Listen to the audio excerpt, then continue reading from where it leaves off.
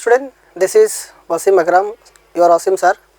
तो आज मैं सॉल्व कर रहा हूँ CPT 1 केमिस्ट्री का JEE लेवल का पेपर। तो शुरू करते हैं क्वेश्चन नंबर 26 से। तो question number 26, so in question number 26 it is given liquid benzene burn in oxygen according to this reaction. Liquid benzene को बर्न किया है ये रिएक्शन के through. How many litre of O2 oxygen at STP are needed to complete combustion of 39 gram of liquid benzene. तो बोला कि according to this reaction अगर 39 gram of liquid benzene को कम्प्लीटली बर्न करेंगे तो कितना लीटर ऑफ ऑक्सीजन का जरूरत पड़ेगा, ठीक है ना। तो ऑलरेडी रिएक्शन गिवन है, कोई टेंशन का बात नहीं है। तो फ्रॉम दिस रिएक्शन ये रिएक्शन गिवन है 2C6, रिएक्शन गिवन है 2C6H6 plus 15 O2 gas, this is liquid. क्या दे देता है 12 CO2 gas plus 6 H2O gas. तो ये आपको गिवन है। तो उसमें पूछा है कि how many litre of O2 at STP are needed to complete combustion of 39 gram of liquid benzene. तो मैं यहाँ पे मोल मेथड यूज़ कर दूंगा फ्रॉम बाय मोल मेथड।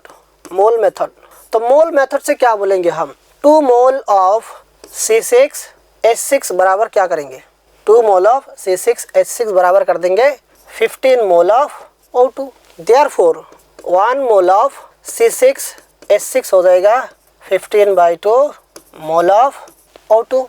पर बात क्या है, उसमें जो बेंजीन है वो ग्राम में गिवन है। तो 1 मोल ऑफ बेंजीन का मतलब क्या होता है 78 ग्राम। 78 ग्राम ऑफ, मैंने मोल को ग्राम में कन्वर्ट कर दिया, C6H6 बराबर हो जाएगा। और उसका पूछा था क्या, लीटर में पूछा था, तो मैंने मोल को लीटर में कन्वर्ट कर दूंगा STP में। 15/2 into 22.4 litre of O2। But therefore पूछा कितना के लिए 39 ग्राम। तो 39 ग्राम ऑफ C6H6 बराबर हो जाएगा 15/2 इंटू क्या हो जाएगा 39/78 इंटू 22.4, दिस इज लीटर। तो ये हो जाएगा आपका 15/4 इंटू 22.4 लीटर। तो ये कैलकुलेशन करने के बाद आते हैं 84 लीटर। तो आंसर होगा option number D. Option D is the correct answer. देखिए ये ग्राम में गिवन था, मैंने यहाँ पे ग्राम में कन्वर्ट कर दिया, और लीटर में पूछा था उसको लीटर में कन्वर्ट कर दिया। वेरी सिंपल क्वेश्चन है, मोल मेथड से कर दिया। देखते हैं next question, question number 27। Question number 27 is given. Question number 27 में बोला 1 mole of KClO3 is thermally decomposed and excess of aluminium is burned in gaseous product. How many moles of Al2O3 are formed. तो पहले उसको burn वो कर देते हैं, thermally decompose KClO3 उसको मैंने हीट कर दिया। तो क्या बनेगा KCl प्लस 3/2 O2। कितना मोल बोला था 1 मोल, तो मैंने 1 मोल ले लिया, उसको बर्न कर दिया, हो गया ना। फिर थर्मली डिकम्पोज के बाद क्या बोला, and excess of aluminium. Aluminium क्या है, excess of aluminium is burn in the gaseous product, this is the gas. Oxygen को ही बर्न करेंगे हम, ठीक है ना, उसको बर्न करेंगे। How many mole of Al2O3 are form, कितना mole of Al2O3 are formed होगा। तो देखा जाएगा। तो फिर Al2O3 बना ले तो पहले से ही मैं आसान कर देता हूँ। तो Al2 कोफिशिएंट बाद में ऐड करूँगा, अगर कोफिशिएंट बैठेगा तो ऐड कर लूँगा। बोला क्या कि एक्सेस ऑफ एल्यूमिनियम, मतलब एल्यूमिनियम एक्सेस है, तो ये क्या हो जाएगा एक्सेस रिएजेंट। बट ये जो आपका प्रोड्यूस हुआ था गैसियस प्रोडक्ट, ये हो जाएगा लिमिटिंग 3/2 O2। तो उसको अगर पूरा रिएक्शन करने के लिए एल्यूमिनियम का मुझे कितना मोल चाहिए, 2 मोल चाहिए, ये हो जाएगा Lr। तो according to this concept, according to this reaction, मैं देख रहा हूँ कि 1 मोल ऑफ Al2O3 फॉर्म हो रहा है, 1 मोल फॉर्म हो रहा है। कितने के साथ, जो भी प्रोडक्ट पहले फॉर्म हुआ था KClO3 को थर्मली डिकम्पोज करने के बाद जो भी गैसियस प्रोडक्ट आया था उसके साथ अगर एक्सेस एल्यूमिनियम रिएक्ट करो। एक्सेस का मतलब है आप कितने भी ले सकते हैं, आपको जितना ज़रूरत है, समझ में आया ना। और जो भी प्रोडक्ट बनेगा वो प्रोडक्ट बनेगा according to the limiting reason. तो according to the limiting reason product बन गया दिस। तो ये कौन से ऑप्शन में दिख रहा है, ऑप्शन नंबर ए, ये हो जाएगा correct answer. Next move to the question number 28। Question number 28 is given the total number of valence electron. Valence electron बोला है, ध्यान से देखिए, total number of valence electron in 4.2 gram of N3- ion. Na का term में लिखने के लिए बोला, क्योंकि आंसर आपको Na का टर्म में गिवन है। Na is the Avogadro's number, ठीक है। तो देखते हैं फिर N3 माइनस कितना है, 4.2 ग्राम ऑफ N3 माइनस। तो मैं फर्स्ट ऑफ ऑल मोल निकाल देता हूँ। मोल इक्वल टू कितना है, ये हो जाएगा आपका 4.2/3 इंटू 14, ये हो जाएगा 42/4.2/42, 0.1 मोल निकाल गया। बट आसानी से देखिए तो N3 माइनस 3 नाइट्रोजन है, किसी एक नाइट्रोजन के ऊपर नेगेटिव चार्ज है, तो मान लीजिए, तो मैंने उसको ऐसे लिख दूंगा आसानी से, N3 माइनस को हम ऐसे पार्ट पे कर दूंगा, एक नाइट्रोजन, दूसरा नाइट्रोजन, तीसरा नाइट्रोजन के ऊपर माइनस। तो हर किसी एक नाइट्रोजन पे वैलेंस इलेक्ट्रॉन होता है 5, इधर भी हो जाएगा 5, इधर कितना हो जाएगा, एक नेगेटिव है तो मतलब एक इलेक्ट्रॉन एक्स्ट्रा एक्सेप्ट किया, तो यहाँ पे कितना हो जाएगा, जो भी इलेक्ट्रॉन एक्सेप्ट किया वो चले जाएगा वैलेंस शेल में। तो एज वेल 5 होता है, यहाँ पे हो जाएगा 6, टोटल वैलेंस इलेक्ट्रॉन कितना हो जाएगा 16।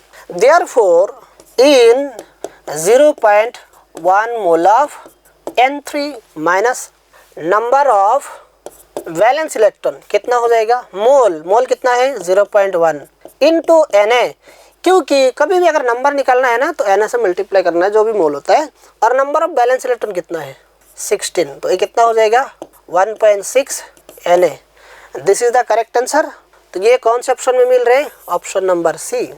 नेक्स्ट क्वेश्चन देखते हैं फिर, क्वेश्चन नंबर 29। क्वेश्चन नंबर 29 देखा जाएगा तो बैलेंसिंग का क्वेश्चन है। क्वेश्चन नंबर 29, रिएक्शन गिवन है, so is the set of coefficients that correctly balance the following equation. तो देखते हैं फिर, बाद में कोएफिशिएंट ले लूँगा, Cr2O72 माइनस, मैंने इतना ही ले लेता हूँ, Cr3 प्लस। अभी देखो यहाँ पे क्या है, H प्लस गिवन है, मतलब रिएक्शन को कहाँ करना है, क्या एसिडिक मीडियम में बैलेंस करना है, ठीक है ना, क्योंकि मुझे H प्लस नज़र में आ रहा है तो मैंने एसिडिक मीडियम में बैलेंस कर दूंगा फिर। और एसिडिक मीडियम में ये भी आपको पता है Cr2O72 माइनस Cr3 प्लस देता है, वेरी कॉमन बात है, एसिडिक मीडियम में वो मिल जाते हैं। तो फिर तो मैंने एसिडिक मीडियम में बैलेंस कर लूँगा। तो फर्स्ट ऑफ ऑल क्या करना है, क्रोमियम को बैलेंस करना है, जिसका ऑक्सीडेशन और रिडक्शन होता है उसको फर्स्ट ऑफ ऑल बैलेंस करना है। तो यहाँ पे देख लेंगे, तो यहाँ पे क्रोमियम बैलेंस कर लूँगा, फिर 2 हो गया, फिर पानी ऑक्सीजन बैलेंस करना है, कितना ऑक्सीजन है 7 ऑक्सीजन है, तो क्या करेंगे दिस साइड में 7H2O। अब हाइड्रोजन कितना हो गया 14, तो क्या कर देंगे 14H प्लस। उसके बाद क्या है, चार्ज बैलेंस करना है, 2 नेगेटिव का है और 14 कितना का है, पॉजिटिव का है, तो नेट पॉजिटिव कितना हो गया 12। यहाँ पे पॉजिटिव का कितना है 16, तो यहाँ पे मुझे 12 बनाना है, तो क्या कर दूंगा 6 इलेक्ट्रॉन, ठीक है ना। तो ये जो आपका जो ये है x मतलब कितना है, x इक्वल टू 1, फिर y मतलब H plus, y equal to 14, z मतलब number of electron, z equal to 6, then a मतलब a कितना है 2, फिर b कितना है 7, b है आपका 7। तो ये जो आया है कोफिशिएंट कौन से ऑप्शन में मैच कर रहे हैं, 1 14 6 to 7, 1 14 6 to 7, तो ऑप्शन नंबर बी हो जाएगा correct answer. Question number 30 given is the electronic configuration of element x। Question number 30, तो कोई भी एलिमेंट x उसका इलेक्ट्रॉनिक कॉन्फ़िगरेशन गिवन है, तो एटॉमिक नंबर ऑफ x निकाल देता हो। Atomic number of element x कितना होगा 2 + 8 + 11 + 2, 10 और 11 to 23, ठीक है ना। The number of electrons present with L equal to 2, L equal to 2 मतलब D में कितना इलेक्ट्रॉन है यही पूछा है, L equal to 2 for D in an atom of element X। जो एलिमेंट X है उसका D में कितना इलेक्ट्रॉन है यही पूछा है।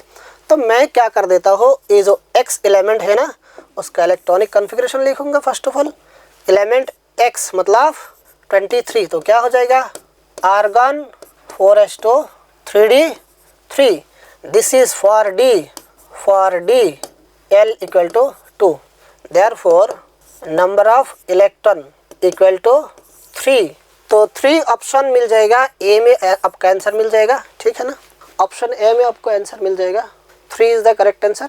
Next move to the question number 31। An alpha particle is accelerated through a potential difference v volt from rest से v वोल्ट से, the de Broglie wavelength associated with it. तो देखो अल्फा पार्टिकल के लिए करेंगे, मैं पहले देखता हूँ कि अल्फा पार्टिकल के पहले नहीं करूँगा, पहले इलेक्ट्रॉन के लिए मैं चेक करूँगा, फिर अल्फ़ा पार्टिकल इलेक्ट्रॉन के मास और अल्फ़ा पार्टिकल का मास की जगह पे, मतलब इलेक्ट्रॉन के मास की जगह पे अल्फ़ा का मास बैठा दूंगा, चार्ज बैठा दूंगा, सबको पता है। तो देखो वी नो लैम्डा बराबर क्या होता है h/mb। और देखो हम लोग को ये पता है half M B square equal to K E. तो यहाँ पे मैं क्या करूँगा, half M B whole square divided by M कर दूंगा काइनेटिक एनर्जी। तो यहाँ पे हो जाएगा M B square equal to 2m K E. तो एम बी इक्वल टू क्या हो जाएगा, √2m के ई। और एंड जब पोटेंशियल अप्लाई किया, पोटेंशियल डिफरेंस, तो मुझे पता है kinetic energy equal to potential difference into charge के equal to Q into B. तो सारे के सारे वैल्यू यहाँ पे मैं पुट कर दूंगा, lambda equal to h/√2m Q B. अभी देखो here mass of alpha equal to 4 into mass of proton and charge of alpha Q equal to 2 into charge of electron, मतलब 1.6 into 10⁻⁻19। Putting all this value, सारे के सारे value put कर देंगे। Therefore lambda 6.6 into 10⁻34 divided by 2 into 1.67 into 10⁻27 into 2 into mass उसका 4 times into 4, charge हो जाएगा 2 times into 1.6 into 10⁻⁻19 into B. पूरी जब कैलकुलेशन करेंगे उस टाइम के बाद आपका लैम्डा आ जाएगा 0.101 डिवाइडेड बाई √b हो जाएगा b, और यूनिट आएगा एंगस्ट्रॉम में। ये डायरेक्ट फार्मूला भी था, क्लास में डिराइव कर दिया था, डायरेक्ट फार्मूला भी है, अब याद रख सकते हैं। हो गया ना। फिर क्वेश्चन नंबर 31 हो गया। Next move to the question number 32 तो अच्छे क्वेश्चन है। क्वेश्चन नंबर 32 देखा जाएगा, the atomic number of Ag silver is 47। In the same group the atomic number of element placed above and below silver in long form of periodic table will be। तो silver का 47 given है और पूछा कि उसके ऊपर वाली जो एटम है उसका एटॉमिक नंबर कितना है और उसका जो एग्जैक्टली नीचे है उसका एटॉमिक नंबर कितना है। तो कैसे निकालेंगे, कैसे लग रहा है कि आपको पीरियोडिक टेबल याद होना है, नहीं होना है? तो देखते हैं, फिर मैंने शॉर्टकट बता देता हूँ कैसे करना है। सिंपल देखिए, यहाँ पे जब एटॉमिक नंबर 1 से 2 होगा, पीरियड नंबर कितना होगा 1। जब आपका 3 से कितना हो जाएगा 10, पीरियड नंबर 2। जब 11 से आपका हो जाएगा 18 हो जाएगा 3। फिर जब 19 से हो जाएगा 36 मतलब 4। फिर 37 से 54 5। फिर 55 से 86 6। फिर देन 86 to 118, ये हो जाएगा आपका 7 पीरियड। तो मैंने पहले ऐसे पीरियड निकालूंगा, अगर एटॉमिक नंबर उस रेंज के अंदर है तो पीरियड नंबर आसानी से निकाल दूंगा, ठीक है ना।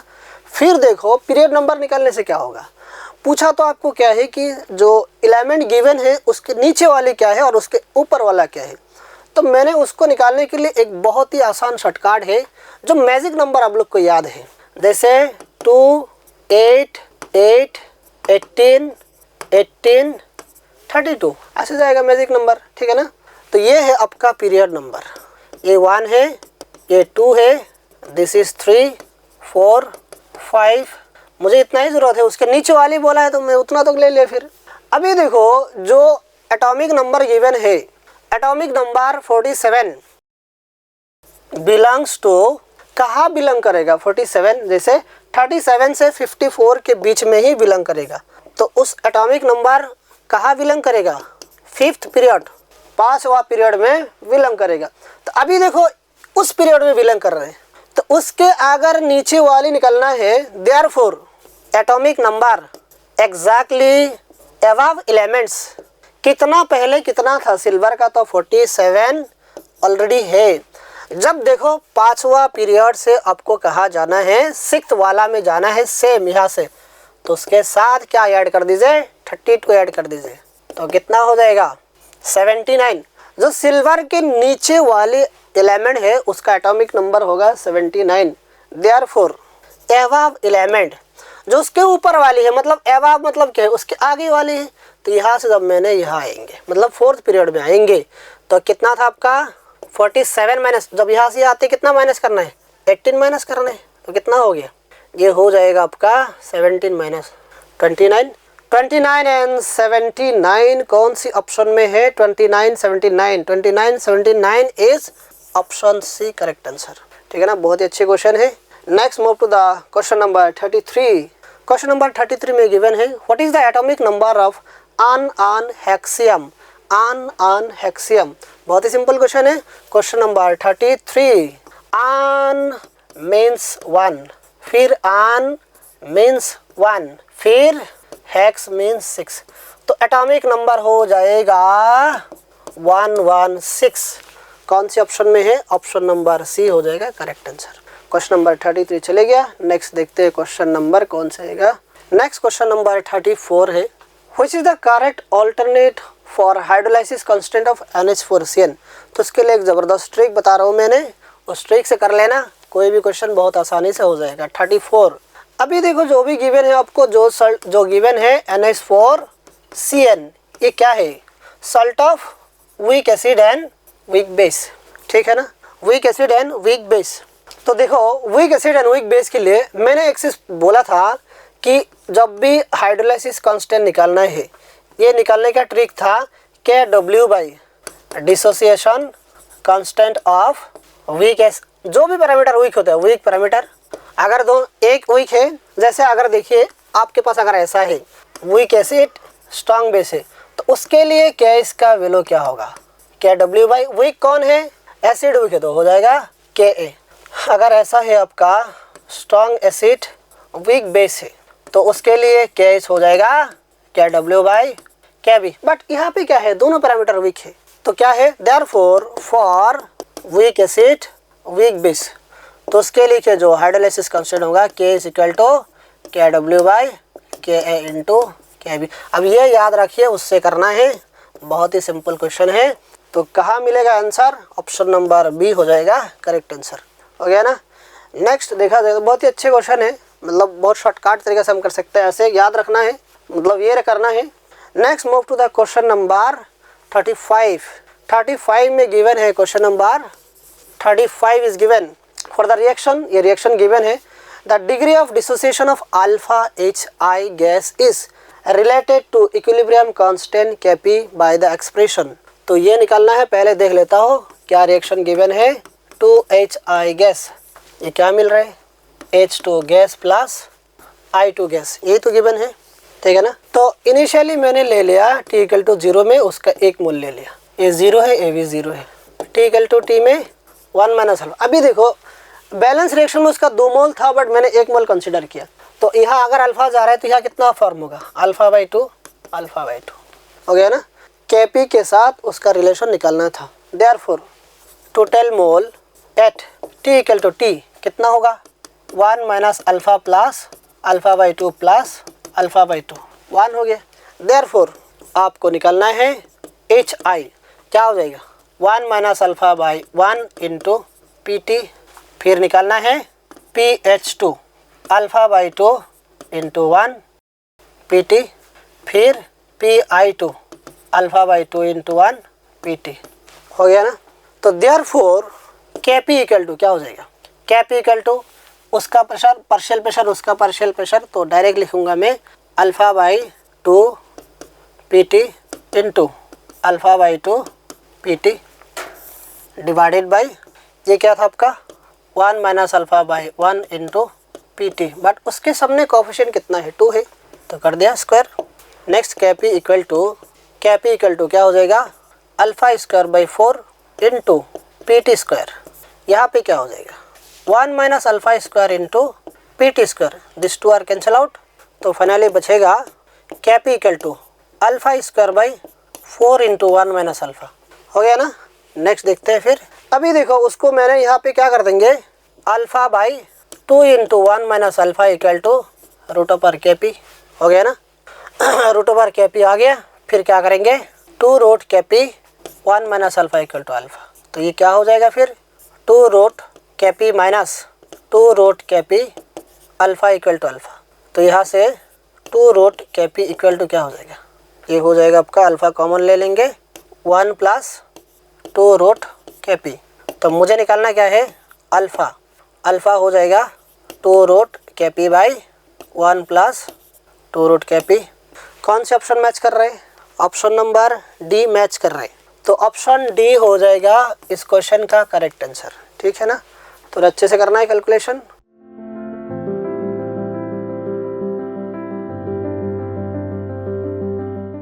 क्वेश्चन नंबर 36 डिस्कस करते हैं। The correct acidity order of the following is. देखिए, किसी भी एसिड का एसिडिटी पता करने के लिए सबसे पहले उसका कंजुगेट बेस बना लेना चाहिए। जिस एसिड का कंजुगेट बेस जितना ही ज़्यादा स्टेबल होगा उसकी एसिडिटी उतनी ही ज़्यादा होगी। इसको क्वेश्चन नंबर 36, यहाँ पे फिनॉल क्लास का कंपाउंड है और यहाँ कार्बोक्सिलिक एसिड है। ठीक है ना? तो सबसे पहले एसिडिटी हम कैसे मेजर करते हैं कि कौन सा एसिड ज़्यादा स्ट्रॉन्ग होगा और कौन सा एसिड वीक होगा। तो सपोज़ कोई एसिड है और अगर ये एसिड है तो ये H+ को फायर करेगा और कंजुगेट बेस बनाएगा। ठीक है ना? ये एसिड है और एसिड का प्रॉपर्टी होता है कि वो H+ को फायर करता है और कंजुगेट बेस फॉर्म करता है। ये रहा आपका कंजुगेट बेस। अब इस एसिड का एसिडिटी इस कंजुगेट बेस का मतलब इस एसिड का एसिडिटी कंजुगेट बेस का स्टेबिलिटी डिसाइड करेगा। If it is stabilized by any factor then its corresponding acid will be strong। तो फिर इसकी एसिडिटी ज़्यादा होगी। ठीक है ना? तो आप लोगों ने पढ़ा होगा कंजुगेट बेस, यहाँ पे कंजुगेट एनायन है। एनायन की स्टेबिलिटी EWG के प्रेजेंस में बढ़ जाती है। ठीक है ना? तो हम यहाँ कंजुगेट बेस की स्टेबिलिटी से एसिडिटी डिसाइड कर सकते हैं। अगर ये कंजुगेट बेस ज़्यादा स्टेबल रहा तो इसका करस्पॉन्डिंग एसिड की एसिडिटी उतनी ही ज़्यादा होगी। इट मीन्स ये स्ट्रॉन्गर एसिड होगा। आप लोग पढ़े होंगे एसिडिटी डायरेक्टली प्रोपोर्शनल टू होता है स्टेबिलिटी ऑफ कंजुगेट बेस। ठीक है ना? और आप GOC से ये भी जानते हैं कि किसी भी एनायन का स्टेबिलिटी स्ट्रेंथ ऑफ EWG पे डिपेंड करता है और इन्वर्सली टू हो जाता है ERG। EWG में सबसे स्ट्रॉन्गर इफेक्ट होता है -M, फिर -H और फिर -I। ठीक है? तो इसमें हम करते हैं 2 क्लास का कंपाउंड है, एक फिनॉल है और दूसरा कार्बोक्सिलिक एसिड है। हम पहले इनका कंजुगेट बेस बना ले, फिर हम वहाँ से कंजुगेट बेस की स्टेबिलिटी के बेसिस पे हम एसिडिटी बता सकते हैं कि कौन स्ट्रॉन्ग होगा और कौन सा एसिड वीक होगा। देखिए, फिनॉल है, ये रहा कार्बोक्सिलिक एसिड और ये रहा। जब इसका हम कंजुगेट बेस बनाते हैं तो ये बनेगा और +H+ फायर करेगा। ठीक ना? फिर इसका कंजुगेट बेस फॉर्म करेंगे तो यहाँ फिनॉक्साइड आयन बन जाता है, H+ फॉर्म करेगा। इधर वाला हो गया कंजुगेट बेस और ये हो गया एसिड। आप लोग पढ़े होंगे कंजुगेट बेस की स्टेबिलिटी। देखिए, यहाँ पे एनायन की स्टेबिलिटी जस्ट नॉर्मल रेजोनेंस से ये स्टेबलाइज्ड है और इसके टोटल 5 नॉर्मल रेजोनेंस होते हैं। ठीक ना? नॉर्मल रेजोनेंस या रेजोनेटिंग स्ट्रक्चर्स। ठीक ना? ये वाला कंपाउंड ये हो गया कार्बोक्सिलेट, फिनाइल कार्बोक्सिलेट कह सकते हैं इसे, या बेंजोइड भी बोल सकते हैं। मतलब आप ये कह सकते हैं कि यहाँ पे देखिए एक बात और है कि ये वाला जो एनायन है ये इक्वल RS से स्टेबलाइज्ड है। ठीक है ना? It is stabilized by equal RS। ठीक है ना? अगर 2 कंपाउंड में किसी एक कंपाउंड में एक भी इक्वल RS मिल गया तो उसकी स्टेबिलिटी नॉर्मल रेजोनेंस वाले के कंपेयर में ज़्यादा होगा। ठीक है ना? तो ये वाला कंजुगेट बेस में इक्वल RS है और यहाँ पे नॉर्मल रेजोनेंस है, तो इक्वल RS की स्टेबिलिटी नॉर्मल रेजोनेंस के कंपेयर में ज़्यादा होगी। इट मीन्स इसका स्टेबिलिटी ज़्यादा होगा। अगर आपका कंजुगेट बेस ज़्यादा स्टेबल होगा तो इसका करस्पॉन्डिंग एसिड उतना ही स्ट्रॉन्ग होगा। ठीक है ना? और यहाँ पे कंजुगेट बेस इक्वल ये बेंजोइक एसिड का जो कंजुगेट बेस है इक्वल RS से स्टेबलाइज्ड है और फिनॉल का इक्वल RS नॉर्मल रेजोनेंस से स्टेबलाइज्ड है। तो इक्वल RS इफेक्टिवली ज़्यादा स्टेबलाइज कर देता है in compare to normal RS। तो आइए हम क्वेश्चन में देखते हैं the correct acidity order of the following is. तो सबसे पहले ये बताइए, अभी हम लोगों ने देखा बेंजोइक एसिड क्लास का एसिडिटी फिनॉल के कंपेयर में ज़्यादा होगा, तो यहाँ पे 3 और 4 की एसिडिटी ज़्यादा होगी इन कंपेयर टू 1 and 2। ठीक है ना? यानी 3 and 4 इनकी एसिडिटी ज़्यादा होगी इन कंपेयर टू 2 and 1। ठीक है? इनकी एसिडिटी ज़्यादा होगी। अब 3 और 4 में बताना है। ठीक है ना? तो देखिए 3 में मतलब प्लेन अनसब्स्टिट्यूटेड बेंजोइक एसिड है और यहाँ पे मिथाइल सब्स्टिट्यूटेड बेंजोइक एसिड है। तो फोर्थ में यहाँ पर मिथाइल का प्लस H हाइपर कंजुगेशन लग रहा है, ERG ग्रुप प्रेजेंट है और ERG के प्रेजेंस में इसकी एसिडिटी कम हो जाएगी। एसिडिटी EWG के प्रेजेंस में बढ़ती है। जब भी ERG ग्रुप अगर रिंग पे लगा होगा तो उसकी एसिडिटी कम हो जाएगी। तो 3 और 4 में सबसे ज़्यादा एसिडिक कौन होगा, ठीक है ना। 2 और 1 में बताइए। तो देखिए 2 में Cl एक EWG ग्रुप है, इलेक्ट्रॉन विथड्रॉइंग ग्रुप है, जो कि अल्कोहल के रिस्पेक्ट में पारा पोजीशन पे है। तो EWG के रिस्पेक्ट में इस फिनॉल की एसिडिटी इंक्रीज कर जाती है। तो फिर हो जाएगा 2 और फिर हो जाएगा 1। तो देखते हैं 3 4 2 1, 3 4 2 1 ऑप्शन ए। तो क्वेश्चन नंबर 36 का option A will be correct, ठीक है ना। नेक्स्ट देखते हैं the molecular shape of sulphur tetrafluoride, carbon tetrafluoride and xenon tetrafluorides are, ठीक ना। इनका हम स्ट्रक्चर बना लेते हैं। Question number 36 SF4। SF4 का स्ट्रक्चर आप लोग जानते होंगे, सीसो शेप होता है इसका, इस तरह से CF4।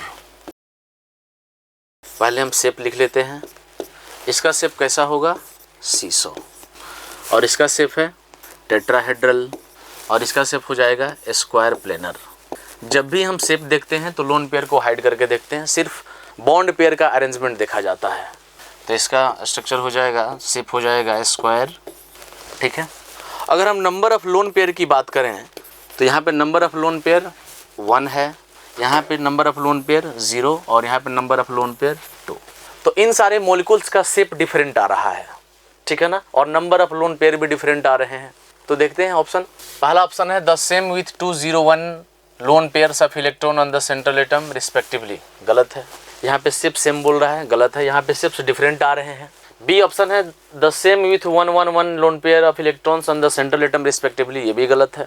Different with 012 lone pairs of electrons on the central atom respectively, shape तो डिफरेंट है, ये सही है, बट ये जो लोन पेयर्स का सीक्वेंस है ये गड़बड़ है, ठीक है ना। ऑप्शन डी देखिए, difference with 10 and 2 lone pairs of electrons on the central atom respectively, shape भी डिफरेंट है और नंबर ऑफ लोन पेयर भी 102 आ रहा है। तो 37 का ऑप्शन आपका हो जाएगा, करेक्ट आंसर हो जाएगा D, D will be correct answer, ठीक है। नेक्स्ट देखते हैं question number 38। Which of the following will form carbocation most readily, इसमें कौन सा कंपाउंड फास्ट कार्बोकेटायन बनाएगा। जिस कार्बोकेटायन की स्टेबिलिटी इंक्रीज होगी उसका फॉर्मेशन फास्ट होगा, ठीक है ना। तो कुछ कंपाउंड्स और एजेंट्स दिए हुए हैं, आपको चेक करके बताना है कि कौन जल्दी कार्बोकेटायन फॉर्म करेगा। तो रूल्स ये है कि किसी चीज़ का फॉर्मेशन, किसी इंटरमीडिएट का फॉर्मेशन तब फास्ट हो जाता है जब उसकी स्टेबिलिटी पहले से ज़्यादा बढ़ रही हो या पहले से ज़्यादा स्टेबिलिटी हो रही हो। तो इन सारे रिएक्शन में हम देखते हैं कि कौन किस कंपाउंड में, किस ऑप्शन में कार्बोकेटायन का फॉर्मेशन ज़्यादा होगा। ऑप्शन ए देखिए, ठीक है ना, ये एक एसिड है और एसिड H+ फायर करता है, ठीक है। ऑक्सीजन के पास है लोन पेयर, ऑक्सीजन अपना लोन पेयर देकर H+ को एक्सेप्ट करेगा, ठीक है ना। जस्ट यहाँ पे एसिड बेस रिएक्शन होगा और आप देखें इस मोर इलेक्ट्रोनेगेटिव एटम पे आ जाएगा पॉजिटिव चार्ज जो कि अनस्टेबल है, क्लियर। अब ये वापस से ऑक्सीजन अपनी न्यूट्रल स्टेटस को अचीव करने के लिए इस बॉन्ड को अपने फेवर में ब्रेक करवा लेगा और यहाँ पे आ जाएगा पॉजिटिव चार्ज, ठीक है। तो आप इस सिस्टम को देखें, ये सिस्टम कंप्लीट क्या बन गया, anti aromatic, it is a highly unstable. तो इसका फॉर्मेशन इजीली नहीं होगा, बल्कि ये कहिए कि इसका फॉर्मेशन होगा ही नहीं, ये रिएक्शन आगे फिजिबल होगी ही नहीं, क्योंकि ये अच्छा खासा नॉन एरोमेटिक था, ठीक है ना। और उसे ये क्या बन गया, एंटी एरोमेटिक, जो कि हाईली अनस्टेबल है। बी में हम देखते हैं, यहाँ भी एसिड दिया हुआ है, यहाँ से H+ फायर होगा और फिर से ऑक्सीजन अपना लोन पेयर H+ को देकर इस H+ को एक्सेप्ट करता है और एक्सेप्ट करने के बाद इस ऑक्सीजन पे आ जाएगा पॉजिटिव चार्ज जो कि हाईली अनस्टेबल है, ठीक है ना। ऑक्सीजन खुद को न्यूट्रल करने के लिए इस पाई बॉन्ड को अपने फेवर में ब्रेक कर लेगा, ठीक है ना, और इस पे आ जाएगा, रिंग पे आ जाएगा पॉजिटिव चार्ज। अब आप इस रिंग को देखिए, ठीक है ना। अब ये बना हुआ कार्बोकेटायन, रिंग वाला कार्बोकेटायन, ये सिस्टम एरोमेटिक है, ठीक है ना। 6 पाई इलेक्ट्रॉन के साथ ये सिस्टम एरोमेटिक है, ठीक है ना। और भी देखते हैं। ऑप्शन ए में तो कार्बोकेटायन का फॉर्मेशन होगा ही नहीं, क्योंकि ये कार्बोकेटायन एंटी एरोमेटिक से हाईली अनस्टेबल हो जाता है, इसलिए ये रिएक्शन आगे फॉरवर्ड फिजिबल नहीं है, ठीक ना, फॉरवर्ड शिफ्ट नहीं हो पाएगा, या जो कहिए कि रिएक्शन होगी ही नहीं, ठीक है ना। कोई भी रिएक्शन उस डायरेक्शन में नहीं जाना चाहता है जिस डायरेक्शन में उसकी स्टेबिलिटी कम हो रही हो, ठीक है ना। रिएक्शन उसी डायरेक्शन में जाना चाहता है जहाँ पे स्टेबिलिटी उसकी बढ़ रही हो। तो यहाँ बी में देखिए, यहाँ बी में ये सिस्टम एरोमेटिक हो जा रहा है, इसका कार्बोकेटायन एरोमेटिसिटी से स्टेबलाइज हो जा रहा है, तो ये फिजिबल है। हालांकि और भी ऑप्शन हम देख लेते हैं। सी में फिर से यहाँ से H+, ऑक्सीजन अपना लोन पेयर H+ को शेयर करके इसे एक्सेप्ट करेगा, ठीक है, और यहाँ आ जाएगा ऑक्सीजन पे पॉजिटिव चार्ज, ठीक है ना, और ये हो जाएगा OH। बात समझ में आ रही है ना। आपके माइंड में एक क्वेश्चन आ रहा होगा कि ऑक्सीजन, ये वाला ऑक्सीजन अपना लोन पेयर इस H+ को क्यों नहीं दिया। तो मैं आपको बता दूं कि ये वाला ऑक्सीजन का लोन पेयर, इस ऑक्सीजन का लोन पेयर रेजोनेंस में डिलोकेलाइज्ड है, इस वजह से इस ऑक्सीजन पे पॉजिटिव चार्ज क्रिएट होगा, और फिर पॉजिटिव चार्ज जैसे क्रिएट होगा तो H+ को गेन नहीं कर पाएगा, ठीक है ना।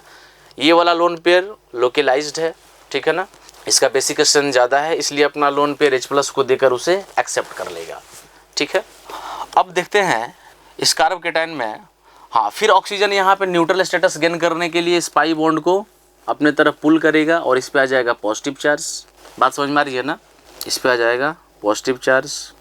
अब देखिए ये सिस्टम एरोमेटिक तो है ही, ठीक ना। आप देखिए ये पूरा कंप्लीट रिंग सिस्टम ये एरोमेटिक सिस्टम है, बट इसमें एक और एक्स्ट्रा फैक्टर लग रहा है OH का +M।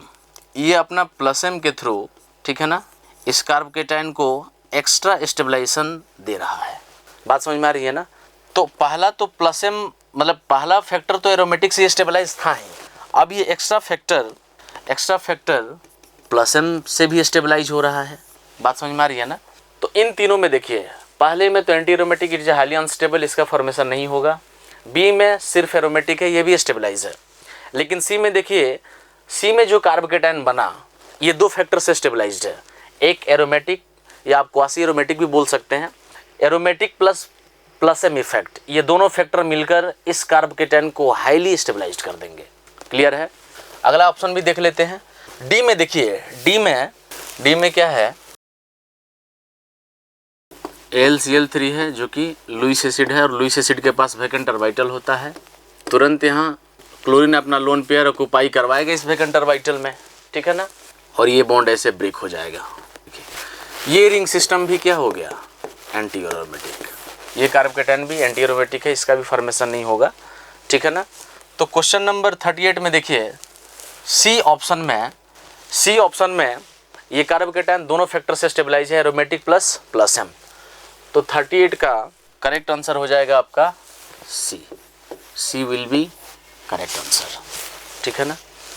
नेक्स्ट देखते हैं 39, among the following compound the increasing order of their basic strength is, ठीक है ना। तो ये बेसिक स्ट्रेंथ का क्वेश्चन है, आप पढ़े होंगे बेसिक स्ट्रेंथ क्वेश्चन नंबर 39, ठीक है ना। एक ऑर्डर है sp3 sp2 लोकेलाइज्ड लोन पेयर, फिर sp2 डीलोकेलाइज्ड लोन पेयर, ठीक है ना, और फिर होता है sp2 पार्ट ऑफ एरोमेटिक, ठीक ना। यहाँ पे लोन पेयर एरोमेटिसिटी का पार्ट हो जाता है। इन चारों में अगर मान लीजिए किसी क्वेश्चन में किसी कॉम्बिनेशन में एक से ज़्यादा sp3 है, तो फिर वहाँ पे डिग्री देख लेना है, ठीक है ना। तो डिग्री हम लोग पढ़ चुके हैं, इन जनरल डिग्री यूज़ करते हैं हम एलिफैटिक के लिए 2 डिग्री 3 डिग्री 1 डिग्री, ठीक है ना। जब अल्काइल ग्रुप, सारे अल्काइल ग्रुप मिथाइल ना हो तो यहाँ पे इस ऑर्डर को फॉलो किया जाता है। अगर सारे ग्रुप मिथाइल होते तो 2 डिग्री सबसे ज़्यादा बेसिक होता, उसके बाद 1 डिग्री और फिर 3 डिग्री। लेकिन इन जनरल हम ये मानकर चल रहे हैं एक्वस फेज में कि मिथाइल नहीं है। हालांकि आपके क्वेश्चन में कहीं सारे ग्रुप्स मिथाइल भी नहीं है, एक मिथाइल है और फिर साइक्लिक रिंग है, तो इस ऑर्डर को हम फॉलो कर सकते हैं, ठीक है ना। तो इन सब में बेसिक स्ट्रेंथ सबसे ज़्यादा sp3 का है, फिर sp2 और सबसे लास्ट में चला जाता है पार्ट ऑफ एरोमेटिक, ठीक है। तो देखिए ऑप्शन ए में फर्स्ट में, ठीक ना, फर्स्ट में एनिलीन है और एनिलीन का लोन पेयर यहाँ देखिए, इस नाइट्रोजन का लोन पेयर, ठीक है ना, रेजोनेंस में डीलोकेलाइज्ड है और इस नाइट्रोजन का हाइब्रिडाइजेशन है sp2, ठीक है ना, sp2 डीलोकेलाइज्ड। सेकंड में देखिए इस नाइट्रोजन पे जो लोन पेयर है वो कंप्लीट सिस्टम, ठीक है ना, वो कंप्लीट सिस्टम एरोमेटिसिटी में इन्वॉल्व है। हालांकि इस नाइट्रोजन का लोन पेयर भी एरोमेटिसिटी में इन्वॉल्व है, ठीक है ना। तो जिस नाइट्रोजन का लोन पेयर एरोमेटिसिटी में इन्वॉल्व होता है उसकी इलेक्ट्रॉन देने की टेंडेंसी बहुत ही पुअर होती है, क्योंकि वो अपना लोन पेयर देकर खुद को नॉन एरोमेटिक या एंटी एरोमेटिक नहीं बनाना चाहेगा, ठीक है ना।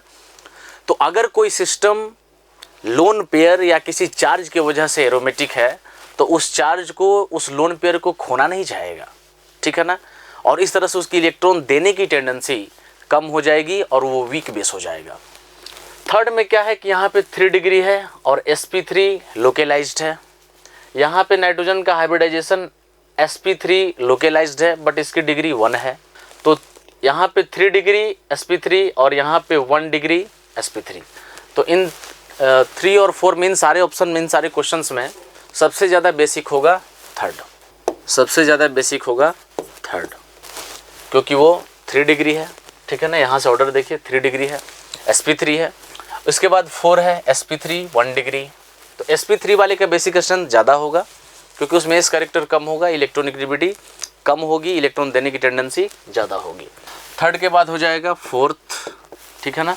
1 और 2 में जिस नाइट्रोजन का लोन पेयर एरोमेटिसिटी का पार्ट हो वो वीकेस्ट बेस होता है और वो सबसे लास्ट में चला जाएगा। उसके बाद हो जाएगा 1 और फिर पार्ट ऑफ एरोमेटिक वाला 2। तो ये हो जाएगा आपका बेसिक स्ट्रेंथ का ऑर्डर, ठीक है ना। ठीक है, देखिए 3 4 1 2, 3 4 1 2, C will be correct answer, C option है। तो क्वेश्चन नंबर 39 का C will be correct answer, इसका आंसर सी होगा, ठीक है। 40, which one of the following anions is not stabilized by delocalization. मतलब ये कह रहा है कि कौन सा नेगेटिव चार्ज रेजोनेंस में इन्वॉल्व नहीं होगा या रेजोनेंस से स्टेबलाइज नहीं होगा, ठीक है ना। तो ए में देखिए, ठीक है ना, यहाँ पे नेगेटिव चार्ज ब्रिजहेड कार्बन पे है। ब्रेडिट्स रूल है एक, ठीक है ना, आप लोग पढ़े होंगे जीओसी में। ब्रेडिट्स रूल ये कहता है कि sp2 hybridization is not possible at bridgehead carbon in bicyclo compound, ठीक है ना। तो ब्रेडिट्स का ये स्टेटमेंट था कि किसी भी बाईसाइक्लो कंपाउंड में ब्रिजहेड कार्बन पे कोई भी कार्ब केटायन, फ्री रेडिकल या डबल बॉन्ड नहीं होना चाहिए। यानी कोई भी ऐसा फेनोमेनन बाईसाइक्लो कंपाउंड में कोई भी ऐसा फेनोमेनन न होने दें जिसके वजह से ब्रिजहेड कार्बन sp2 हो जाता हो। क्लियर है ना। अगर ऐसा हुआ, अगर ब्रिजहेड कार्बन पे sp2 हाइब्रिडाइजेशन हुआ तो कंपाउंड अनस्टेबल हो जाता है because of the breaking of bridging bond, ठीक है ना। क्योंकि जैसे बाईसाइक्लो कंपाउंड में जैसे ब्रिजहेड कार्बन पे sp2 हाइब्रिडाइजेशन आएगा ना, तो जो ब्रिज बॉन्ड एयर में था, 3D में था, वो सारे बॉन्ड सेम प्लेन में आने की कोशिश करेंगे और जैसे वो सेम प्लेन में आएंगे तो बॉन्ड डिसोसिएट हो जाएगा और इस तरह से कंपाउंड अनस्टेबल हो जाता है। तो हम ऐसा कोई भी एक्टिविटी नहीं होने देंगे जिसके वजह से ब्रिजिंग बॉन्ड टूट जाए, ठीक है ना। और इसका मेन पर्पस यही है कि बॉन्ड को तोड़ना नहीं है। अगर बॉन्ड टूट गया तो कंपाउंड अनस्टेबल हो जाता है, ठीक है ना। तो ए में देखिए, यहाँ पे ए में नेगेटिव चार्ज ब्रिजहेड कार्बन पे है और इस कार्बन का हाइब्रिडाइजेशन sp3 है, ठीक है ना। जैसे नेगेटिव चार्ज यहाँ पर शिफ्ट होगा, ठीक है ना, तो यहाँ पे आ जाएगा पाई बॉन्ड और जैसे पाई बॉन्ड बना, जैसे यहाँ पे पाई बॉन्ड का फॉर्मेशन होगा तो इस कार्बन का हाइब्रिडाइजेशन हो जाएगा sp2, जो कि संभव नहीं है। बात समझ में आ रही है ना। नो डाउट इसमें कंजुगेशन का कंडीशन है पाई सिग्मा नेगेटिव चार्ज। तो कंजुगेशन का कंडीशन होने के बावजूद भी हम इसमें कंजुगेशन नहीं करा सकते क्योंकि ब्रेडिट्स ने कहा है कि इस ब्रिजहेड कार्बन पे कभी भी sp2 हाइब्रिडेशन नहीं होना चाहिए। क्लियर है ना। तो ये कंपाउंड, इस कंपाउंड में कंजुगेशन होने के बावजूद भी ये रेजोनेंस नहीं हो पाता है, कंजुगेशन डीलोकेलाइजेशन नहीं हो पाता है, ठीक है ना, ड्यू टू ब्रेडिट्स रूल। यहाँ पे देखिए ये नेगेटिव चार्ज यहाँ पे शिफ्ट होगा तो ये पाई बॉन्ड ऑक्सीजन पे चला जाएगा, ठीक है ना। तो यहाँ पे कंजुगेशन हो सकता है, क्योंकि नेगेटिव चार्ज का यहाँ जाने से इस ब्रिजिंग बॉन्ड का या इस ब्रिजेड कार्बन का कोई नुकसान नहीं है। सी में देखते हैं, सी में भी कंजुगेशन हो सकता है, क्योंकि ये नेगेटिव चार्ज और ये कंजुगेशन, मतलब ये कंजुगेशन एरिया ब्रिजेड कार्बन से दूर है। बात समझ में आ रही है ना। तो यहाँ पे कंजुगेशन हो कि ये रेजोनेंस स्टेबलाइज हो जाएगा। ये तो बाइसाइक्लो कंपाउंड है नहीं, नॉर्मल साइक्लोहेक्सेन टाइप का कंपाउंड है, तो यहाँ पे रेजोनेंस स्टेबलाइज हो ही जाएगा। करेक्ट आंसर आपका होगा 40 का ए, और इसका रीजन क्या है, Bredt's rule. According to Bredt's rule sp2 hybridisation is not possible at bridged carbon. बात समझ में आ रही है ना, क्योंकि because of sp2 hybridisation at bridged carbon all bond, ठीक ना, will come in same plane, due to which this bridging bond will be break and compound will finally unstable. Clear है। तो आपका 40 का आंसर हो जाएगा ए। क्वेश्चन नंबर 40 का A option will be correct. 41, which of the following compound is asymmetric?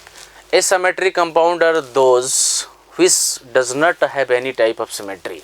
ठीक है ना, वही कंपाउंड एसिमेट्रिक हो सकता है जिसके पास कोई भी सिमेट्री ना हो। हालांकि सिमेट्री के लिए हम लोग दो ही सिमेट्री ज़्यादा पॉपुलर है, किसी कंपाउंड का ऑप्टिकली एक्टिविटी चेक करने के लिए, कायरलिटी चेक करने के लिए, और वो सिमेट्री कौन है, प्लेन ऑफ सिमेट्री और सेंटर ऑफ सिमेट्री। ठीक है ना, तो प्लेन ऑफ सिमेट्री और सेंटर ऑफ सिमेट्री हम देख लेते हैं तो काम चल जाएगा। तो किसी कंपाउंड को एसिमेट्रिक होने के लिए उसमें सारे के सारे एलिमेंट ऑफ सिमेट्री एब्सेंट होना चाहिए। ठीक है ना। फर्स्ट में देखिए क्वेश्चन नंबर है आपका 41। ए में देखिए, अगर हम इस Br को स्फीयर एज्यूम करके, Br और Cl को स्फीयर एज्यूम करके ऐसे डायगोनली कट करें तो इसमें प्लेन ऑफ सिमेट्री मिल जाएगा। तो ये कंपाउंड एसिमेट्रिक नहीं हो सकता।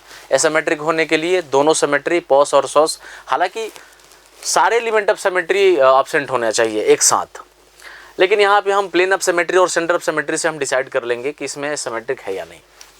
तो फिलहाल एसिमेट्रिक होने के लिए दोनों सिमेट्री, प्लेन ऑफ सिमेट्री और सेंटर ऑफ सिमेट्री एब्सेंट होना चाहिए।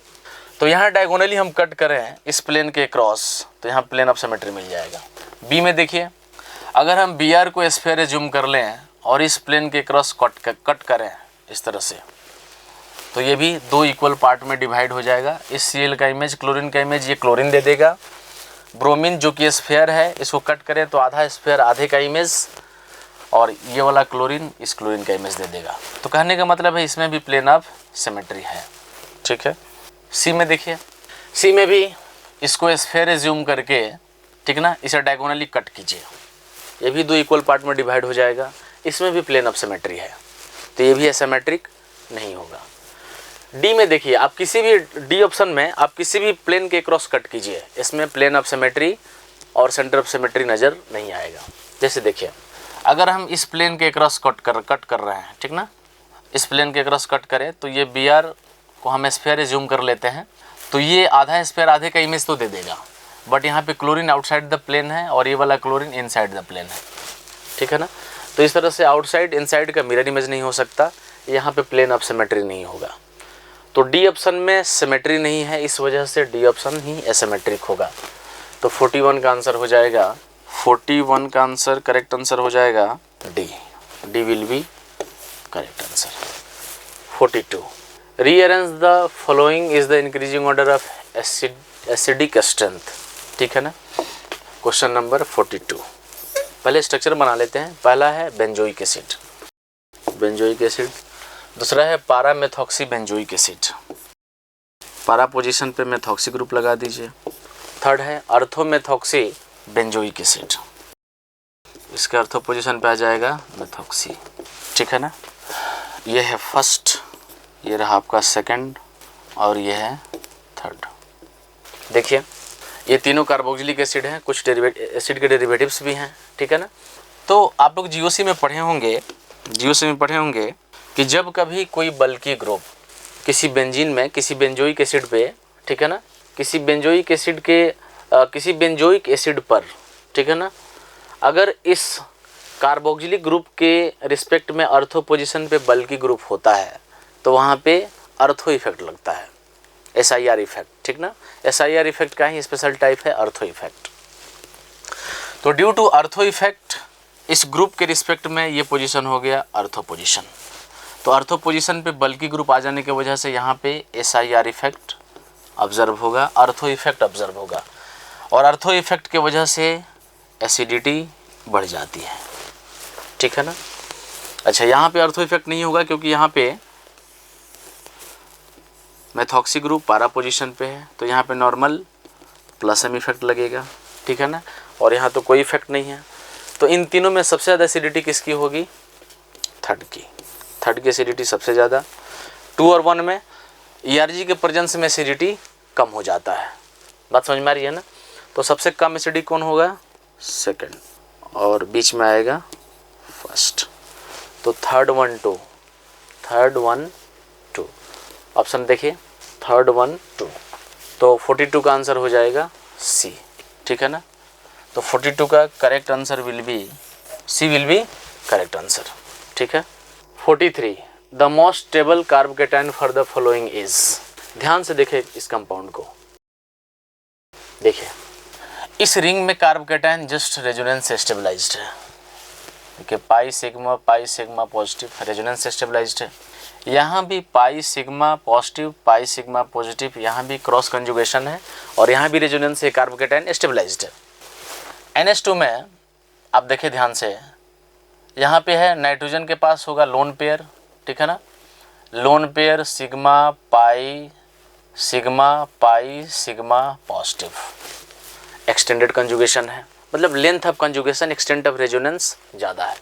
डी में देखिए पाई सिग्मा लोन पेयर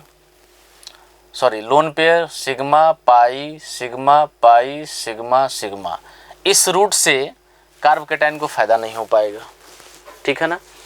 हाँ, यहाँ से देख लेते हैं, सिर्फ पाई बॉन्ड के रेफरेंस में देखते हैं तो पाई सिग्मा पॉजिटिव, तो यहाँ भी कंजुगेशन है।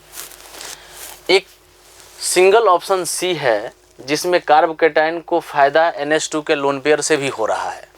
बात समझ में आ रही है ना। बाद बाकी A, B और D में NH2 का प्लस M कार्बोकेटाइन को स्टेबलाइज नहीं कर रहा है, ठीक है ना। तो C ऑप्शन में NH2 का एक्स्ट्रा प्लस M कार्बोकेटाइन को स्टेबलाइज कर रहा है।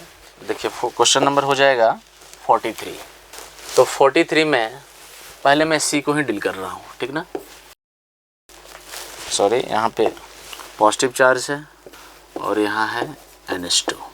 देखिए ये बॉन्ड यहाँ शिफ्ट हो, ये लोन पेयर यहाँ शिफ्ट होगा और इस तरह से एक तो एक्सटेंट ऑफ रेजोनेंस ज़्यादा है और सारे ऑप्शंस के कंपेयर में, और दूसरा इस NH2 का एक्स्ट्रा प्लस M इफेक्ट भी लग रहा है। So this carbocation is stabilized by plus M effect of NH2, ठीक है ना। और ऐसा इस तरह की स्टेबिलिटी या इस तरह का एक्स्ट्रा बेनिफिट जो NH2 का यहाँ बेनिफिट मिल रहा है कार्बोकेटाइन को, इस तरह से एक्स्ट्रा बेनिफिट किसी ऑप्शन में नहीं है। आप ध्यान से देखें तो, ठीक ना। तो सबसे ज़्यादा स्टेबल हो जाएगा C will be correct answer, ठीक है। 43 का हो जाएगा C। नेक्स्ट देखते हैं 44। Which of the following molecule does not show stereoisomerism. Stereoisomerism बोल रहा है मतलब ज्योमेट्रिकल आइसोमेरिज्म और ऑप्टिकल आइसोमेरिज्म। जो कंपाउंड GI या OI, ठीक ना, जिस कंपाउंड में GI और OI मतलब ज्योमेट्रिकल आइसोमेरिज्म और ऑप्टिकल आइसोमेरिज्म दोनों एब्सेंट हो तो उसमें स्टीरियोआइसोमेरिज्म नहीं होगा, ठीक है ना। और किसी कंपाउंड में अगर उनमें से एक भी प्रेजेंट हो, जैसे ज्योमेट्रिकल आइसोमेरिज्म हो या ऑप्टिकल आइसोमेरिज्म हो, तो कंपाउंड स्टीरियोआइसोमेरिज्म शो कर सकता है। तो देखते हैं इनमें से किस ऑप्शन में ज्योमेट्रिकल और ऑप्टिकल दोनों एक साथ एब्सेंट हैं, ठीक है। क्वेश्चन नंबर 44 स्ट्रक्चर से देखना होगा। 3,4 डाइमिथाइल हेक्स 3 ऑप्शन ए है। पहले हेक्सिन है ना, 6 कार्बन ड्रॉ कर लीजिए। डबल बॉन्ड है थर्ड पोजीशन पे, थर्ड कार्बन पे, ठीक है। 3,4 डाइमिथाइल CH3 तो ये कंपाउंड नॉर्मल GI शो करेगा, ठीक है ना। इसका मतलब स्टीरियोआइसोमेरिज्म शो करेगा। बी देखते हैं। 3 मिथाइल हेक्स 1 इन, थर्ड पे मिथाइल लगा दीजिए। ठीक है, ये कंपाउंड ज्योमेट्रिकल आइसोमेरिज्म तो शो नहीं कर सकता, बट यहाँ पे कायरल सेंटर है, तो किसी कंपाउंड में अगर सिंगल कायरल सेंटर होगा तो ऑप्टिकली एक्टिव होगा और ये ऑप्टिकल आइसोमेरिज्म शो करेगा, it means stereo isomerism show करेगा। ठीक है, सी 3 इथाइल हेक्स 3 इन। ठीक है ना, तो फिर से आप स्ट्रक्चर बना लीजिए। थर्ड पोजीशन पे डबल बॉन्ड, ठीक है, और थर्ड पोजीशन पे इधर से अगर इधर से मैं नंबरिंग करूं तो ये हो जाएगा। आप ध्यान से देखिए, तो क्या ये कंपाउंड ज्योमेट्रिकल आइसोमेरिज्म शो करेगा? नहीं, क्योंकि किसी कंपाउंड को ज्योमेट्रिकल आइसोमेरिज्म होने के लिए पहला कंडीशन है कि उस कंपाउंड में रेस्ट्रिक्टेड रोटेशन सिस्टम होना चाहिए। इट मीन्स पाई बॉन्ड या कुछ साइक्लिक सिस्टम होना चाहिए जिसके अलॉन्ग रोटेशन रिस्ट्रिक्टेड हो। खैर, रेस्ट्रिक्टेड रोटेशन सिस्टम तो प्रेजेंट है। दूसरा कंडीशन क्या है? Each terminal atom must have 2 different group individually. आप यहाँ देखें, इस डबल बॉन्ड के अक्रॉस ये दोनों ग्रुप सेम हो गए, इसको बोलते हैं टर्मिनल एटम। ठीक है ना, और यहाँ पे है हाइड्रोजन, तो इस टर्मिनल एटम पे दोनों ग्रुप डिफरेंट तो हैं बट यहाँ पे सेम हो गए, तो फिर ये ज्योमेट्रिकल आइसोमेरिज्म शो नहीं करेगा। क्या ऑप्टिकल आइसोमेरिज्म शो करेगा? क्या इसमें कायरल सेंटर है? नहीं, तो ज्योमेट्रिकल भी नहीं करेगा, ऑप्टिकल आइसोमेरिज्म भी शो नहीं करेगा। इट मीन्स ये स्टीरियो आइसोमेरिज्म शो कर ही नहीं सकता। ठीक ना, स्टीरियो आइसोमेरिज्म ये शो नहीं करेगा। इनमें से कोई एक शो करता तो फिर हम बोल देते कि स्टीरियो आइसोमेरिज्म हो सकता था। 4 है 4 मिथाइल हेक्स 1 इन। ठीक है, डी है, यहीं पे मैं ड्रॉ करता हूँ 4 मिथाइल हेक्स 1 इन। यहाँ पे डबल बॉन्ड कर दीजिए 1 2 3 4, यहाँ पे लगा दीजिए मिथाइल। क्या ये कंपाउंड यही शो करेगा? नहीं, लेकिन इसके पास कायरल सेंटर तो है ना। कायरल सेंटर आप देखिए, तो ये जीआई शो नहीं करेगा, ये ऑप्टिकल आइसोमेरिज्म शो करेगा। इट मीन्स ये भी स्टीरियो आइसोमेरिज्म शो करेगा। तो इसमें से देखिए कौन स्टीरियो आइसोमेरिज्म को शो नहीं कर रहा है, तो करेक्ट आंसर क्या हो जाएगा आपका? C. C will be correct answer. 44 का C will be correct answer. ठीक है, next 45, the correct order of CN bond length for the following compounds is. देखिए, bond length extent of resonance पे मतलब एक्सटेंट ऑफ रेजोनेंस पे depend करता है। ठीक है ना। Question number 45, pure single bond का बॉन्ड लेंथ सबसे ज़्यादा होता है। ठीक है, फिर से पार्शियली डबल बॉन्ड का बॉन्ड लेंथ इससे कम होगा, और सबसे कम बॉन्ड लेंथ होता है प्योर डबल बॉन्ड का। ये रहा आपका बॉन्ड लेंथ का ऑर्डर। ठीक है ना। तो अब ध्यान दीजिए, इसमें प्योर सिंगल बॉन्ड कहाँ है? डब्लू में। यहाँ देखिए, यहाँ पे कोई कंजुगेशन नहीं है। ठीक है ना, प्योर सिंगल है, तो इसका बॉन्ड लेंथ सबसे ज़्यादा होगा डब्लू का। ठीक है ना, प्योर सिंगल है, प्योर सिंगल का बॉन्ड लेंथ सबसे ज़्यादा। जेड में देखिए, ये प्योर डबल बॉन्ड है, सबसे कम बॉन्ड लेंथ किसका होगा? जेड का। ठीक है ना, क्योंकि ये कभी सिंगल हो ही नहीं सकता, तो सबसे कम बॉन्ड लेंथ होगा जेड का, क्योंकि प्योर डबल बॉन्ड है। अब आपको इसमें देखना है एक्स और वाई में, तो आप ध्यान दीजिए, यहाँ पे CHO -M इफेक्ट लगा रहा है, NH2 + M। जब इसमें कंजुगेशन होगा, जब यहाँ पे कंजुगेशन होगा तो ये लोन पेयर यहाँ पर शिफ्ट होगा, मतलब +M की वजह से भी ये डबल होना चाह रहा है, और EWG भी चाहता है कि ये डबल हो जाए। ठीक है ना, तो यहाँ पे दो फैक्टर लग रहे हैं। ये इलेक्ट्रॉन देकर इस बॉन्ड को डबल कर रहा है, और ये CHO इलेक्ट्रॉन खींचकर यहाँ पे डबल कर रहा है। तो यहाँ पे दो फैक्टर इससे डबल बॉन्ड कर रहे हैं, डबल बॉन्ड बनाना चाहते हैं। तो जहाँ पे फैक्टर्स, नंबर ऑफ फैक्टर्स ज़्यादा डबल बॉन्ड बनाना चाहते हो, वहाँ बॉन्ड लेंथ मतलब कम हो जाएगी। ठीक है ना। एक्स में देखिए, सिर्फ +M की वजह से मैं बनाता हूँ क्वेश्चन, देखिए ध्यान से, स्ट्रक्चर बनाता हूँ मैं इस तरह से NH2। ठीक है ना, ये बॉन्ड शिफ्ट हो गया, तो यहाँ आ जाएगा पार्शियली डबल बॉन्ड, ठीक है ना। और Y वाला में देखिए NH2 और यहाँ CH डबल बॉन्ड O, देखिए इसका लगेगा -M और इस नाइट्रोजन के पास है लोन पेयर, ये लगाएगा +M, ठीक है ना। तो अब देखिए रेजोनेंस हुआ, इसके वजह से भी यहाँ पे डबल बॉन्ड बनेगा, ठीक है ना। फिर ये बॉन्ड यहाँ शिफ्ट होगा, ये यहाँ शिफ्ट होगा और ये यहाँ शिफ्ट होगा। तो यहाँ पे ERG इलेक्ट्रॉन देकर यहाँ पे डबल बॉन्ड बन रहा है और ये CHO इलेक्ट्रॉन खींच रहा है। तो इस इलेक्ट्रॉन के खींचने की वजह से भी, ठीक है ना, एक्स्ट्रा रेजोनेंस हो रहा है। ये इलेक्ट्रॉन खींचेगा, इसका मतलब ये इलेक्ट्रॉन देकर डबल बॉन्ड बनाना चाहता है और ये इलेक्ट्रॉन खींचकर डबल बॉन्ड बनाना चाहता है इसी पोजीशन पे। तो यहाँ पे +M से इलेक्ट्रॉन दिया जा रहा है और -M से इलेक्ट्रॉन खींचा जा रहा है। इसका मतलब इसको डबल करने में दोनों फैक्टर इन्वॉल्व है, ठीक है ना। क्योंकि अगर ये -M इफेक्ट शो कर रहा है तो ये भी तो रेजोनेंस करेगा ना, ये भी इलेक्ट्रॉन खींचेगा। तो ये इलेक्ट्रॉन खींचकर यहाँ पर डबल करना चाह रहा है और ये इलेक्ट्रॉन देकर इसे डबल करना चाह रहा है। मतलब नंबर ऑफ फैक्टर्स डबल करने के लिए, यहाँ पे डबल बॉन्ड फॉर्मेशन करने के लिए नंबर ऑफ फैक्टर्स दो हैं। तो यहाँ पे बॉन्ड लेंथ इफेक्टिवली कम हो जाएगी, ठीक है ना। तो बताइए X और Y में ज़्यादा कौन होगा? X, और फिर हो जाएगा Y। तो WXYZ 45 का ऑप्शन हो जाएगा, ए विल बी करेक्ट आंसर, ठीक है। 46 the number of optical isomers in following compound is, ठीक है। तो आप देखिए 46 का मैं स्ट्रक्चर बना रहा हूँ।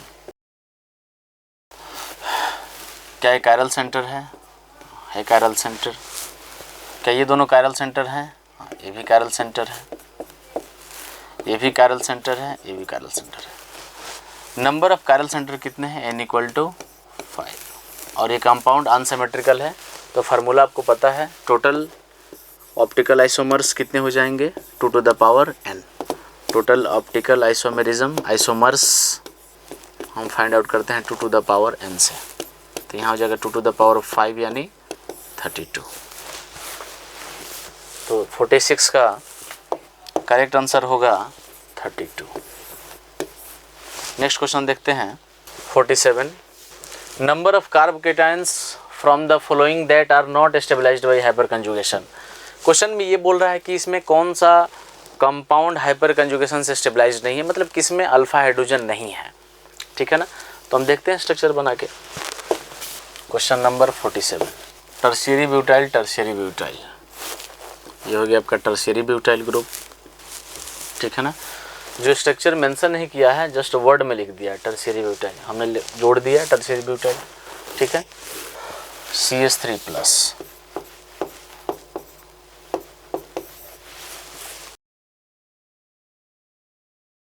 बताइए इसमें कितने अल्फा हाइड्रोजन है? Alpha alpha alpha, total alpha hydrogen इसमें कितने हैं? 3 3 6 और 2 8 अल्फा हाइड्रोजन टोटल है 8। इसमें अल्फा हाइड्रोजन है 0। इसके कार्बोकेटायन के रिस्पेक्ट में बगल वाला कार्बन होता है अल्फा, ये भी अल्फा हो गया। तो यहाँ पे अल्फा हाइड्रोजन हो गया 0। यहाँ पे अल्फा हाइड्रोजन नहीं है 0। यहाँ पे अल्फा हाइड्रोजन कितने हैं? टोटल 9। यहाँ पे कार्बोकेटायन अल्फा हाइड्रोजन से नहीं बल्कि बैक बॉन्डिंग से स्टेबलाइज्ड है, तो यहाँ पे अल्फा हाइड्रोजन हो गए 0, ठीक है। इसमें भी alpha hydrogen 0, number of hyperconjugable hydrogen is 0, यहाँ भी हाइपर कंजुगेशन नहीं हो सकता 0। यहाँ भी अल्फा हाइड्रोजन नहीं है, ये कार्बोकेटायन बैक बॉन्डिंग से स्टेबलाइज होने जा रहा है। तो अब देखिए टोटल ऐसे कितने कंपाउंड हैं जहाँ पे हाइपर कंजुगेशन नहीं हो रहा है। हाइपर कंजुगेशन से स्टेबिलिटी के लिए अल्फा हाइड्रोजन का होना जरूरी है, तो जिसमें अल्फा हाइड्रोजन नहीं होगा वो हाइपर कंजुगेशन से स्टेबलाइज नहीं होगा। तो बताइए टोटल कितने कंपाउंड हैं? 1 2 3 4 5। तो 47 का आंसर हो जाएगा, 47 का आंसर हो जाएगा 5 विल बी करेक्ट आंसर, ठीक है ना। फिर move to the question number 48। Question number 48 देखते क्या है।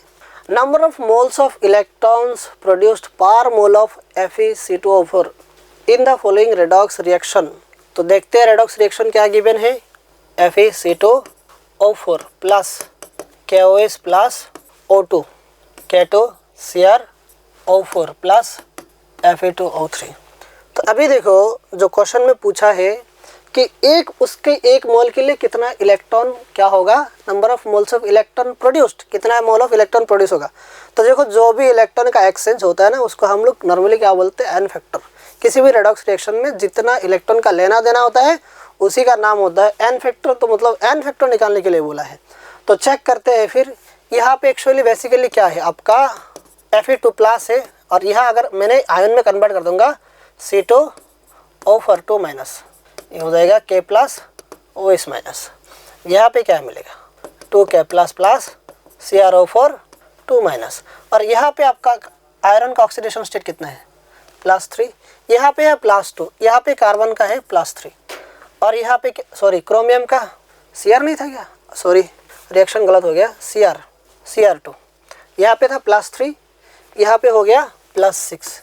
तो वेरी सिंपल, देखो करना क्या है, आयरन +2 से क्या कर दिया, आयरन +3 किया, मतलब ऑक्सीडेशन नंबर इंक्रीज हुआ है। तो ऑक्सीडेशन NO कितना हुआ है, 1 इंक्रीज हुआ है, 1 कितना आयरन का है 1, तो यहाँ पे 1 हुआ है। फिर यहाँ पे देखो +3 से Cr, दिस इज Cr, उसका कितना हो गया, ये हो गया +6, इधर भी ऑक्सीडेशन हो रहा है। तो रेडॉक्स कैसे हुआ है फिर रिएक्शन, दोनों जगह पे ऑक्सीडेशन ही हो रहा है, ठीक है ना। तो NO यहाँ पे कितना हो जाएगा, फिर 3 से 3 हो गया, 3 इंक्रीज हो गया, कितना क्रोमियम है 2 है, तो ये हो गया 6। अभी देखो जब एक ही सिंगल रिएक्शन में दो बार ऑक्सीडेशन होता है उसको बोला जाता है डबल ऑक्सीडेशन।